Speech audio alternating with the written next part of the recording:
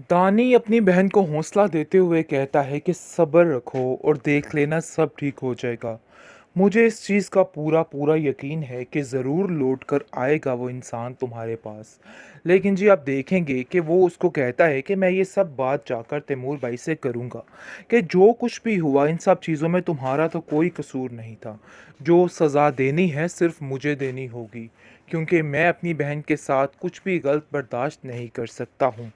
बहुत परेशान हो चुका है दानी, खुद समझ नहीं पा रहा कि आखिर क्या करे वो, किस तरीके से हर चीज़ को ठीक करे, क्योंकि हर वक्त उसे एक बेचैनी सी रहती है। जैसे ही वो हूर की ये हालत देखता है काफ़ी परेशान हो जाता है कि आखिर वो अपनी बहन के लिए क्या कर सकता है और इसकी खुशियों के लिए क्या कुछ करे, क्योंकि वो थक चुका है उसे इस हाल में देख के। लेकिन जी आप देखेंगे कि बहुत जल्द तैमूर जो है वापस लौट आएगा और उसको समझ आएगी कि उसने जो कुछ किया था सरासर गलत था, उसको ऐसा नहीं करना चाहिए था। मेरे लिए अभी उसे इन चीज़ों का अंदाज़ा नहीं हो रहा, क्योंकि उसकी माँ बुरे तरीके से उसके दिमाग में इस तरह की फजूलियात डाल रही है और कह रही है कि वापस मुड़ने की तो कोई ज़रूरत नहीं है, वो लोग इस काबिल नहीं हैं कि उनसे कोई भी रिश्ता रखा जाए। तो ये बात तुम अपने दिमाग में अच्छे तरीके से बिठा लो, क्योंकि ऐसे लोगों से रिश्ते नहीं रखे जाते और ना ही निभाए जाते हैं। तुम्हें ये बात समझनी होगी। बहुत परेशान हो चुका है तैमूर भी, समझ नहीं पा रहा कि इतना कुछ हो जाने के बावजूद भी क्यों वो बार बार उसी रास्ते पे जाने की कोशिश कर रहा है जहाँ पर उसको तकलीफ़ें मिली थी। बार बार वही रास्ता उसको क्यों बुला रहा है और बार बार कुछ अनजाने इस तरीके के खौफ हो जाते हैं कि उसको खुद वहाँ पे जाना पड़ता है।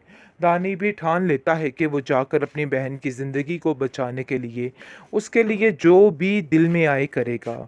लेकिन जी आप देखेंगे कि अभी मना करती है उसकी माँ और कहती है कि अभी इन सब चीज़ों का कोई फ़ायदा नहीं।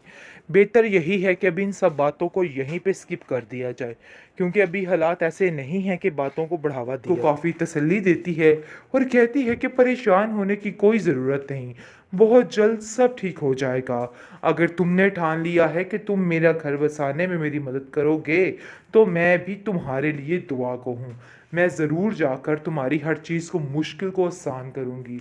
लेकिन जी आप देखेंगे कि हूर अभी खुद मुकम्मल तौर पर ठीक नहीं हो पाई।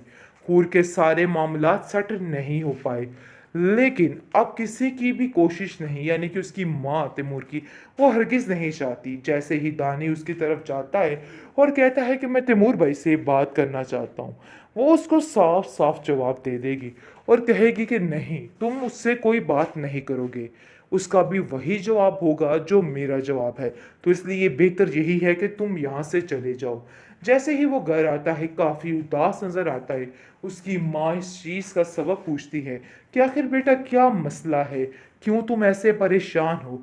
जिस पर दानी कहता है कि उसके घर वाले ही नहीं चाहते कि हूर इस घर में आए। असल बात ये है, लेकिन मुझे यकीन है कि बहुत जल्द सब ठीक हो जाएगा। उसकी माँ कहती है कि अब तुम उधर नहीं जाओगे, हमें थोड़ा इंतज़ार करना होगा, फिर जाकर सारे मामले सेट होंगे। बार बार उधर जाने का कोई जवाज़ नहीं बनता है और वैसे भी वो लोग ज़्यादा ज़िद में आ जाएंगे। इसलिए बेहतर यही है कि अभी इन सब चीज़ों से किनारा रखो और खामोशी के साथ जो जैसा चल रहा है वैसा ही चलने दो। बहरहाल जी दानी को इस बात की तो समझ आ चुकी है और वो कहता है कि चाहे मुझे अपनी जान गंवानी पड़ जाए, मैं वो भी करूँगा अपनी बहन के घर को सेट करने के लिए। काफ़ी परेशान हो चुका है वो हूर को देख देख कर। आखिरकार हूर का सब्र रंग ले आया, क्योंकि जिस तरीके से उसने हर चीज़ को कवर करने की कोशिश की, बचपन से लेके आज तक अपनी माँ की तल्ख बातों को बर्दाश्त किया, सबके रवैये को देखा, आज काफ़ी ज़्यादा खुश हो जाएगी, क्योंकि बहुत जल्द दानी हर चीज़ को सेट कर लेगा और वाकई में जो कुछ उसने अपनी बहन से कहा है इस पर अमल करके अपनी बहन का घर बसाने की पूरी कोशिश करेगा। वो तैमूर के पास जाएगा और उसको कहेगा कि आपको मेरी बहन को माफ़ करना ही होगा, इन सब चीज़ों में उसकी कोई भी गलती नहीं थी। बहरहाल जी आप देखेंगे कि फ़िलहाल तो ऐसा कुछ भी नहीं हुआ, लेकिन बहुत जल्द ऐसा हो जाएगा, क्योंकि तैमूर अभी तक पूरे तरीके से पीछे नहीं हट पा रहा है। ये चीज़ उसकी माँ को बर्दाश्त नहीं, और वो कहती है कि बेटा ये किस किस्म का फ़ैसला किया है तुमने? तुम्हें बिल्कुल भी होश नहीं है कि तुम क्या कर रहे हो? जिस पर वो कहता है कि मैं आपको बहुत जल्द अपना फ़ैसला सुना दूँगा, इसलिए आपको परेशान होने की कोई ज़रूरत नहीं है।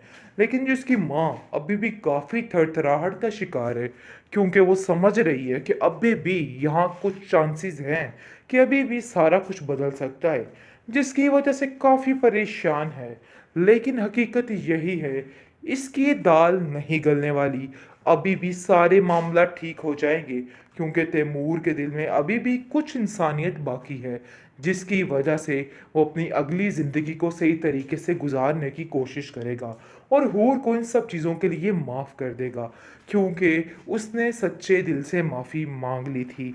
बहरहाल जी, अब देखेंगे कि किस तरीके से दानी बहुत परेशान हो चुका है और उसकी सारी उम्मीदें आगे से ख़त्म होती जा रही हैं। वो जैसे ही अपने इस चेहरे को देखता है, तो काफ़ी परेशान हो जाता है और खौफ़ज़दा हो जाता है कि आखिर ये सब कुछ क्या हो गया? कैसे ये सब कुछ ठीक हो सकता है? बहुत परेशानी बढ़ चुकी है उसके लिए, लेकिन हूर उसको काफ़ी तसल्ली देती है और कहती है कि परेशान होने की कोई ज़रूरत नहीं, बहुत जल्द सब ठीक हो जाएगा। अगर तुमने ठान लिया है कि तुम मेरा घर बसाने में मेरी मदद करोगे, तो मैं भी तुम्हारे लिए दुआ को हूँ। मैं ज़रूर जाकर तुम्हारी हर चीज़ को मुश्किल को आसान करूँगी। लेकिन जी, आप देखेंगे कि हूर अभी खुद मुकम्मल तौर पर ठीक नहीं हो पाई। हूर के सारे मामलात सेटल नहीं हो पाए। लेकिन अब किसी की भी कोशिश नहीं, यानी कि उसकी माँ तैमूर की, वो हरगिज़ नहीं चाहती। जैसे ही दानी उसकी तरफ जाता है और कहता है कि मैं तैमूर भाई से बात करना चाहता हूँ, वो उसको साफ-साफ जवाब दे देगी और कहेगी कि नहीं, तुम मुझसे कोई बात नहीं करोगे।